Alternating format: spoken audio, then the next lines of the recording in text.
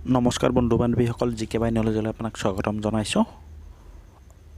আৰু এটা ভিডিঅ' লৈ আহিছোঁ এমপ্লয়মেণ্ট এক্সচেঞ্জৰ নতুন এটা জানকাৰী লৈ ভিডিঅ'টো লৈ আহিছোঁ যে এমপ্লয়মেণ্ট এক্সচেঞ্জৰ নতুনকৈ আৰু এটা নটিচ ওলাইছে সেই বিষয়ে আজিৰ এইটো ভিডিঅ'ত আলোচনা কৰিম যে আপোনালোকৰ যদি অফলাইনত ইতিমধ্যে এমপ্লয়মেণ্ট এক্সচেঞ্জখিনি যদি বনাই থৈছে 31 মাৰ্চৰ আগত যদি আপোনালোকে যদি ৰেজিষ্ট্ৰেশ্যন কৰিব পৰা নাই এতিয়াহ'লে আপোনালোকে সেই ৰেজিষ্ট্ৰেশ্যন কৰিব পাৰিব আৰু কৰি ল'ব লাগিব যদি আপোনালোকে কৰি নলয় কিন্তু আপোনাৰ কোনো চাকৰিৰ ক্ষেত্ৰত আপুনি এপ্লাই কৰিব নোৱাৰিব সেইটো চৰকাৰে বাধ্যতামূলক কৰি দিছে যে ইয়াতে কৈছে সকলো নিয়োগ বিনিময় কেন্দ্ৰ সম্পূৰ্ণ অনলাইন পঞ্জীয়ন যে সকলো বিনিয়োগ কেন্দ্ৰসমূহ অনলাইন পঞ্জীয়ন বাধ্যতামূলক হৈছে আৰু ইতিমধ্যে 4.2 লাখ প্ৰাৰ্থীয়ে অনলাইন পঞ্জীয়ন সম্পূৰ্ণ কৰিছে আৰু ইয়াতে আৰু এটা উল্লেখ কৰিছে যোৱা 31 মাৰ্চ 2022 চনৰ তাৰিখৰ পৰা নিয়োগ বিনিময় কেন্দ্ৰৰ অফলাইন পঞ্জীয়ন কৰা সমূহ মেট উকলি গৈছে যে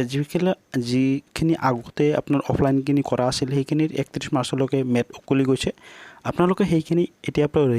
এপ্লাই বা পুনৰ পঞ্জীয়ন কৰিব লাগিব ৰেজিষ্ট্ৰেশ্যন বা